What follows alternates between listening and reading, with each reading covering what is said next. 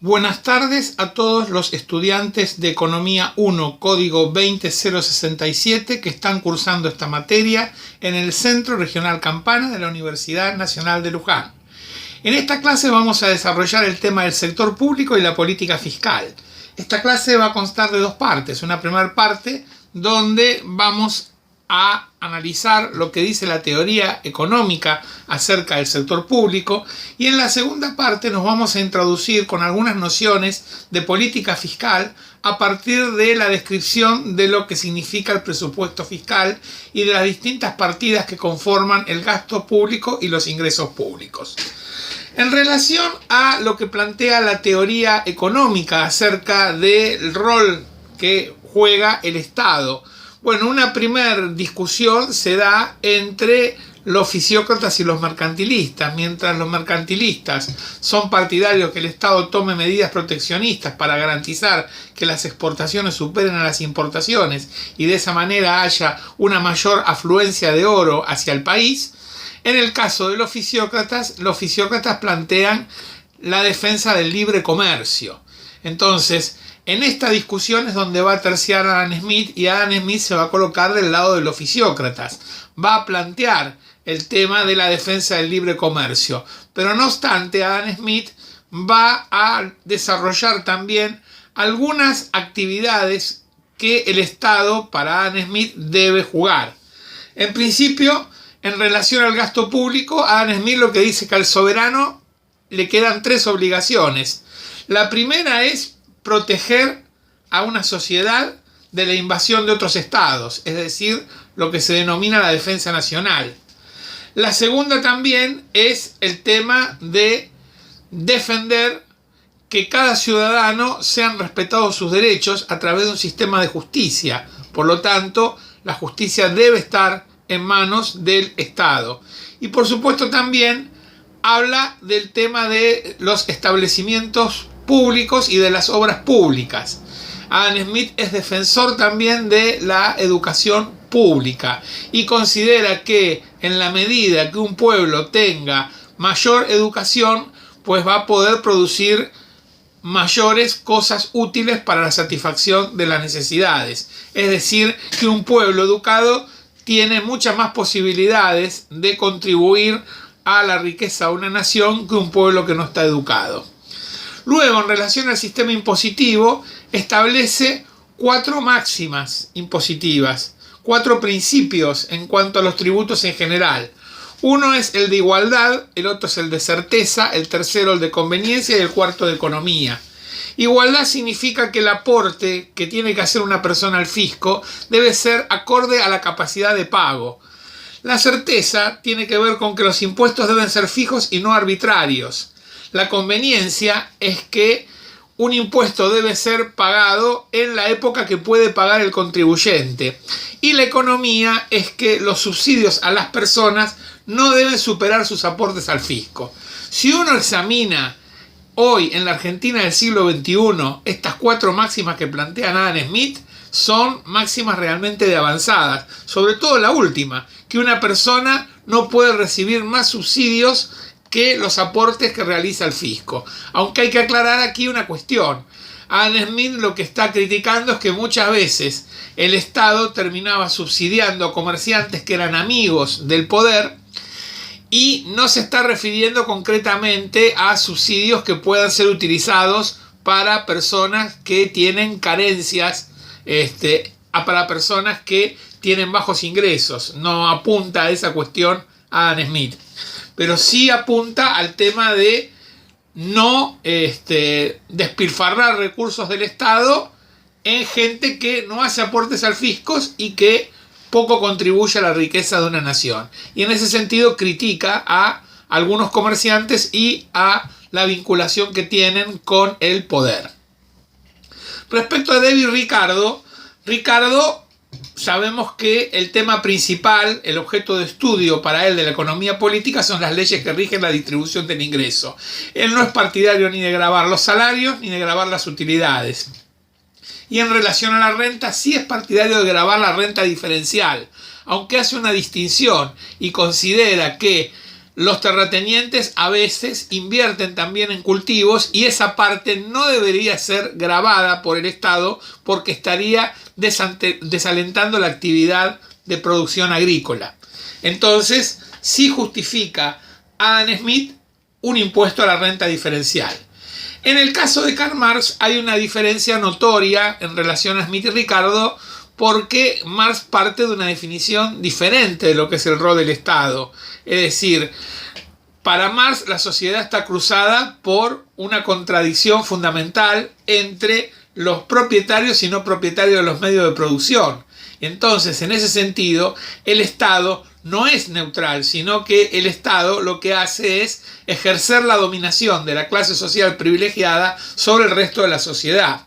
Hay algunos escritos muy interesantes que tiene Marx junto con Friedrich Engels en relación a las funciones del Estado. Por ejemplo, en 1848, cuando escribe lo que es la proclama que se denomina Manifiesto Comunista, Marx junto con Engels señalan que, y voy a leer el párrafo, la burguesía moderna es por sí misma fruto de un largo proceso de desarrollo, de una serie de revoluciones en el modo de producción y de cambio.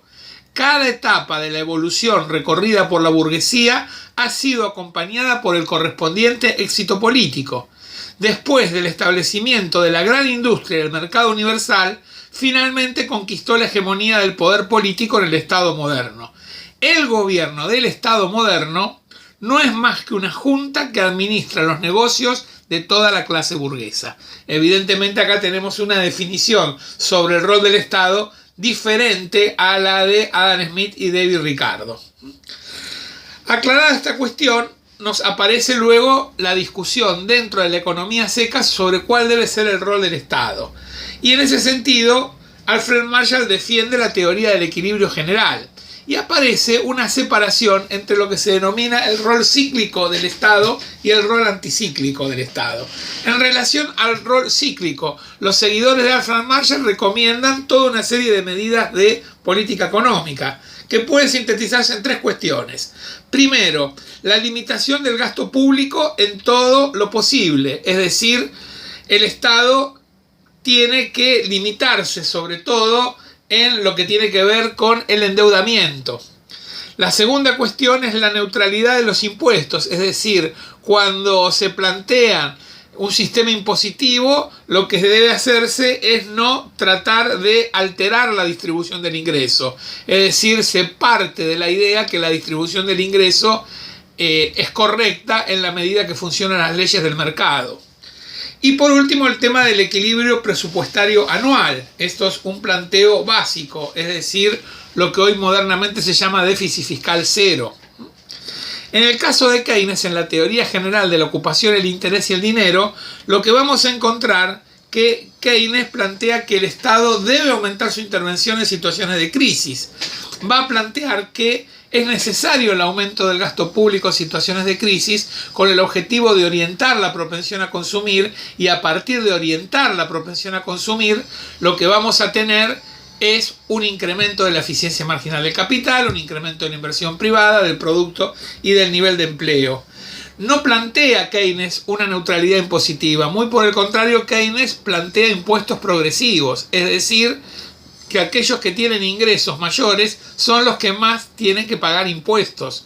Y también incluso plantea un impuesto a las transacciones en la bolsa, para de esa manera atacar el motivo especulativo. Y no es cierto tampoco que Keynes plantea el equilibrio presupuestario anual. Muy por el contrario, considera que en situaciones de crisis ha sido importante o ha jugado un rol importante el déficit fiscal para poder comenzar a solucionar los serios problemas del sistema económico en lo que tiene que ver con el desempleo y las desigualdades en la distribución del ingreso y de la riqueza. Entonces, básicamente, lo que está haciendo John Maynard Keynes es cuestionar la teoría que planteaba desde Adam Smith que el Estado debía reducir su intervención de manera que sean las leyes del mercado las que garanticen una justa asignación de recursos dentro del sistema económico. Bueno, dichas todas estas cuestiones, vamos a pasar a lo que es la segunda parte, que tiene que ver con el tema del presupuesto fiscal. Es decir, así como en la clase pasada nosotros analizamos cuál era el conjunto de las instituciones financieras y nos preguntábamos la diferencia entre el sistema financiero, el sistema monetario y el sistema bancario, ahora nos vamos a preguntar en relación al presupuesto fiscal, cuáles son los componentes del gasto público en un país y también cómo se componen los ingresos públicos, para luego analizar distintos efectos que pueden provocar medidas de política económica. En relación a lo que plantean los manuales sobre el gasto público, se dice que el gasto público es el empleo de la riqueza realizado por la autoridad competente del Estado en virtud de una autorización legal previa y destinado a satisfacer necesidades públicas. Esto responde entonces a un Estado que tiene un objetivo que es el bien común, que está por encima de los intereses particulares. Según el presupuesto, el gasto público, los gastos públicos deben de alguna manera clasificarse en gastos corrientes y en gastos no corrientes. Los gastos corrientes son aquellos que se destinan a atender el funcionamiento del sector durante un periodo y se los define también como el consumo del sector público, mientras que los gastos no corrientes se destinan a aumentar la capacidad productiva y financiera y a todo lo que tiene que ver con las obras de infraestructura, y entonces esto se lo engloba bajo el título general de inversión del sector público. Entonces vamos a ver los componentes de lo que es el consumo del sector público y los componentes de la inversión pública. En relación a los componentes que tienen que ver con el consumo del sector público, ¿cuáles son los rubros más significativos? El primer rubro para mencionar es el de las remuneraciones del personal, es decir, esto va tanto para el gasto que tiene que ver con el personal contratado y con el personal permanente. El segundo rubro importante son los bienes y servicios no personales, es decir, todos aquellos gastos en útiles de escritorio, oficinas, enseñanza. Entonces todo eso forma parte de lo que es el funcionamiento cotidiano del sector público. El tercer punto o el tercer rubro importante es el de los bienes de uso, es decir, todas aquellas partidas que tienen que ver con la compra de máquinas, de equipos y de muebles de oficina. Y el cuarto rubro en donde hay que detenerse a analizar es el tema de las transferencias. Esto ya comprende las donaciones que hace el sector público al sector privado, pero también tenemos que tener en cuenta todas las transferencias de ingresos que hay a todo lo que son los miembros del Estado. Es decir, cuando nosotros hablamos del Estado, tenemos que hablar de instituciones que tienen que ver con el Estado nacional, tenemos que hablar también del Estado provincial, de los distintos gobiernos provinciales, tenemos que hablar de los distintos gobiernos municipales. También tenemos que hablar las transferencias de los organismos descentralizados. Por ejemplo, en la clase pasada hablábamos de la emisión monetaria que se realiza a través de la Casa de la Moneda. Y también tenemos una gran cantidad de organismos descentralizados que reciben fondos del Estado, como puede ser la Dirección Nacional de Parques, como puede ser el Instituto Nacional de Cinematografía, como puede ser el INADI y tantos organismos que funcionan, que necesitan forzosamente ciertas partidas de parte del Estado que conforman también el tema del gasto público, ¿sí? En relación a la inversión pública, debemos tener en cuenta, en primer lugar, como rubro importante, a la inversión real directa, es decir, todos aquellos recursos que el Estado vuelca a lo que es apuntalar la actividad económica, con todo lo que tiene que ver con planes de mediano y largo plazo, en servicios de defensa, de seguridad, en todo el tema de los servicios sociales. Por ejemplo, acá tendríamos que analizar en lo que es inversión real directa, por ejemplo, toda la inversión que hay en logística para poder garantizar el plan de vacunación en el medio de una pandemia. Bueno, ese es un ejemplo también de inversión real directa. Luego está el segundo rubro, lo que se llama las transferencias de capital, es decir, recursos que el Estado transfiere a las provincias para objetivos específicos de inversión. También puede haber transferencias a de capital a empresas privadas que explotan servicios vinculados, por ejemplo, al transporte. Y por último está lo que se denomina la inversión financiera, es decir, las colocaciones financieras que realiza el Estado Nacional. Muchas veces esas colocaciones se hacen en situaciones de urgencia con el objetivo de obtener un dinero adicional. Si vamos a analizar luego el tema de los recursos públicos, ahí tenemos que hacer una distinción entre los ingresos públicos, que se clasifican a su vez en ingresos corrientes e ingresos no corrientes. Es decir, dentro de los ingresos corrientes nosotros tenemos que distinguir lo que son los recursos tributarios de los recursos no tributarios. Los recursos tributarios se refieren al sistema impositivo, mientras que los recursos no tributarios tienen que ver con la venta de bienes y servicios o también con la venta de las empresas públicas, mientras que los ingresos no corrientes son aquellos ingresos que pueden obtenerse ya sea vía el endeudamiento o por transacciones que se realizan por única vez, como por ejemplo la venta de un activo estatal en un proceso de privatizaciones. Bien, nos vamos a detener a analizar lo más importante, que es el tema del sistema impositivo, es decir, de los recursos tributarios.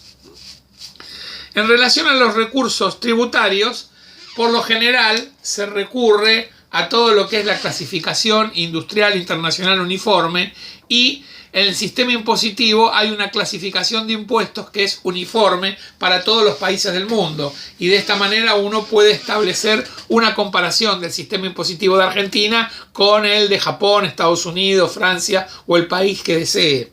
Entonces, en relación al sistema tributario hay 4 rubros que son fundamentales. El primero de ellos es el rubro de ingresos y patrimonio, en el que comprende el impuesto a las ganancias y el impuesto a los bienes personales.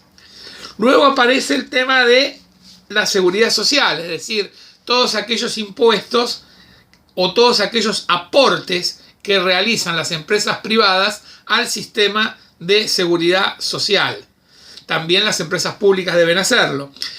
Luego aparece como tercer rubro el de producción y consumo, en donde aparece el impuesto al valor agregado, que es el impuesto más importante del sistema impositivo argentino. Pero también deben incluirse los impuestos al consumo interno.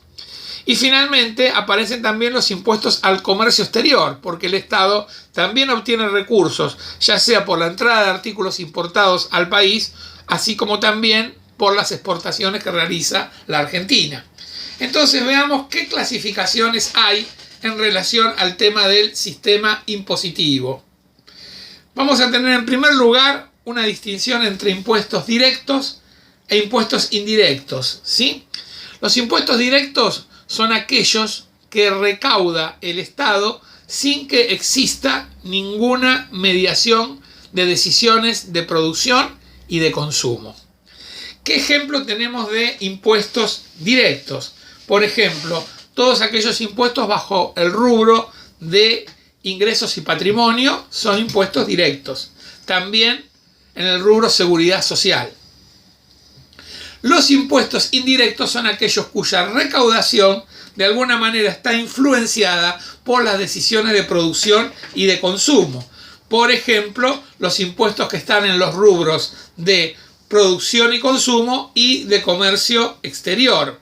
Es decir, por ejemplo, cuando uno adquiere un paquete de cigarrillos, se estima que el 70% del precio de un paquete de cigarrillo es un impuesto que recauda el Estado. Ahora bien, ese impuesto lo pagan los fumadores. Los que no fumamos no pagamos ningún impuesto por los cigarrillos. Lo mismo sucede, por ejemplo, impuestos que tienen que ver con bebidas alcohólicas o con determinados bienes que son llamados bienes de lujo.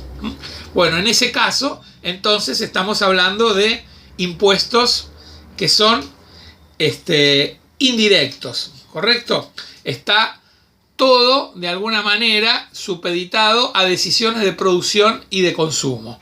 No es el caso de impuesto directo, porque en impuesto directo ya el hecho que un empresario declare tener 20 trabajadores en relación de dependencia tiene que hacer aportes. De lo contrario, esos trabajadores los tiene en negro, no los tiene registrados. Bueno, eso en cuanto a impuestos directos e impuestos indirectos. Y luego aparece la separación entre impuestos progresivos e impuestos regresivos. Los impuestos progresivos son aquellos que pagan en mayor proporción aquellos que tienen mayores ingresos. Es decir, tenemos como ejemplo de impuestos progresivos los impuestos bajo el rubro de ingresos y patrimonio y también el tema de la seguridad social. Se trata de impuestos progresivos. Y luego tenemos impuestos regresivos.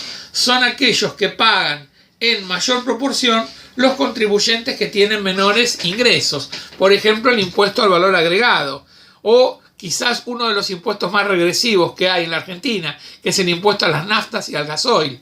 Es decir, cuando el Estado está muy necesitado de dinero, cobra rápidamente un impuesto a la nafta y al gasoil, y ese impuesto afecta tanto al que tiene el auto de lujo como el que tiene un auto común o un auto usado. Bueno, aquí aparece una discusión sobre si uno puede decir que todos los impuestos directos son progresivos y todos los impuestos indirectos son regresivos. En realidad esto hay que analizarlo cuidadosamente. No siempre los impuestos directos equivalen a impuestos progresivos y no siempre los impuestos indirectos equivalen a impuestos regresivos. Veamos cuáles serían aquellas situaciones que nos habilitan a pensar que esto no es siempre lo que sucede. Por ejemplo, con el tema de los impuestos directos, uno inmediatamente dice, el impuesto a las ganancias es un impuesto directo. Perfecto, el impuesto a las ganancias indudablemente afecta a los empresarios que obtienen mayores ganancias. Ahora bien, ¿qué pasa si el impuesto a la ganancia en una nación tiene la misma alícuota cualquiera sea el tamaño de la empresa? Por un lado podemos decir que es progresivo porque lo pagan los empresarios, pero por el otro lado sucede una situación arbitraria e injusta que puede decirse que es una situación de regresividad, porque está pagando el mismo impuesto una pequeña empresa que una gran empresa transnacional. Entonces allí entramos en una situación de grises entre lo que son los impuestos progresivos y los impuestos regresivos. Lo mismo la experiencia de la República Argentina de los últimos años, en donde aparecen retenciones a las ganancias, a los altos salarios. Bueno, también ahí hay una discusión, porque ¿qué es lo que se considera alto salario? En una economía como la República Argentina, donde por lo general tenemos altas tasas de inflación, es decir, cuando estamos acostumbrados desde hace varios años a vivir con inflación anual del 25%, 30% o hasta el 40%, es evidente que lo que hoy llamamos altos salarios tiene que tener una actualización acorde con la inflación, pero si los altos salarios no se actualizan acorde con el aumento del nivel general de precios, lo que va a ir sucediendo en el tiempo es que cada vez más trabajadores van a formar parte de las personas que tienen altos salarios y van a tener que pagar impuestos. Entonces, ahí lo que aparecería en un momento que es un impuesto progresivo, porque debería pagar más impuestos una persona que tiene altos ingresos que una persona que tiene bajos ingresos, resulta que a la larga se convierte en una situación en donde quienes tienen bajos ingresos terminan pagando un impuesto arbitrario, injusto y por encima de sus posibilidades en materia de poder adquisitivo y de nivel de ingreso. Bueno, ahí entonces tenemos una discusión de progresividad y de regresividad. Veamos el tema de los impuestos directos o indirectos. Por ejemplo, supongamos que a mí me gusta consumir un vino muy caro, ¿correcto? Por ejemplo, un Pinot Noir. Los vinos Pinot Noir no se producen en muchas partes del mundo. Uno de los lugares en donde se producen son en California. Pero bueno, supongamos que vamos a un gran supermercado y nos encontramos con un vino Pinot Noir. Ese vino Pinot Noir, por supuesto, va a estar caro porque va a haber un impuesto, tratándose de lo que se considera un bien de lujo. Ahora bien, ese impuesto va a ser un impuesto indirecto. Lo va a pagar el individuo que desee consumir un Pinot Noir. Pero ese impuesto si lo paga una persona que tiene alto poder adquisitivo, pese a ser un impuesto indirecto, no es un impuesto regresivo. En ese caso es un impuesto progresivo. Entonces, uno puede encontrarse situaciones en donde se genera una suerte de cruza de situaciones en donde podemos tener impuestos progresivos y regresivos en una frontera no muy clara, y también podemos tener impuestos indirectos que pueden ser progresivos. Bueno, básicamente el tema de la distribución del ingreso es uno de los temas de preocupación de los gobiernos, de las gestiones de política económica. Generalmente una de las maneras de calcular qué sucede con la distribución del ingreso es tomar la masa de salarios de una economía y dividirla sobre el nivel total de ingresos, de manera tal que si la relación entre los salarios y el ingreso aumenta a través del tiempo, la distribución del ingreso mejora, de lo contrario, la distribución del ingreso empeora. Bueno, a través del sistema impositivo también puede haber influencias sobre la distribución del ingreso.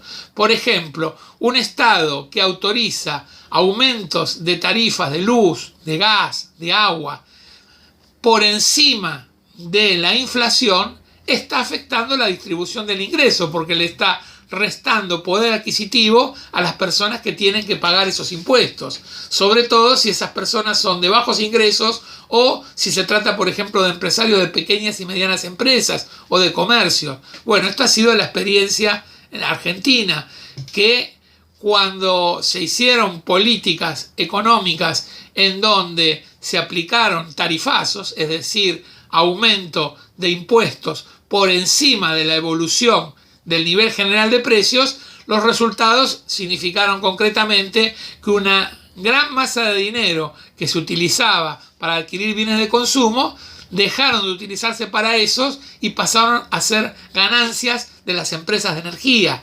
Bueno, esto se hacía o se proponía con la idea que las empresas de energía, a partir de obtener una mayor rentabilidad, entonces iban a realizar mayores inversiones.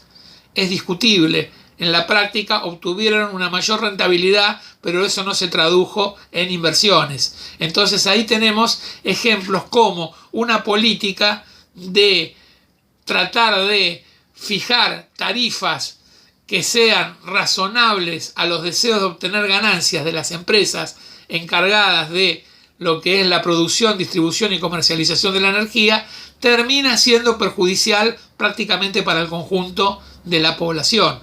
Entonces aquí es muy importante la separación entre lo que es un sistema impositivo progresivo y un sistema impositivo regresivo. Por ejemplo, en la República Argentina, el impuesto más alto de todos es el impuesto al valor agregado.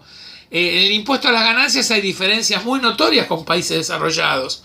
Por ejemplo, en relación a la estructura impositiva, en la República Argentina, los impuestos a las ganancias son una cifra pequeña dentro del sistema impositivo total, cuando en países más avanzados, por ejemplo Japón, el impuesto a las ganancias es más del 50% de la recaudación impositiva de un país. Entonces, es curioso cómo a veces algunos comunicadores sociales nos dicen: el problema de la Argentina es que tiene que mejorar el sistema impositivo porque los empresarios pagan demasiados impuestos, cuando la realidad indica exactamente lo contrario. Los impuestos que pagan los empresarios en Argentina son muy inferiores a los que pagan en Japón, los que pagan en Alemania.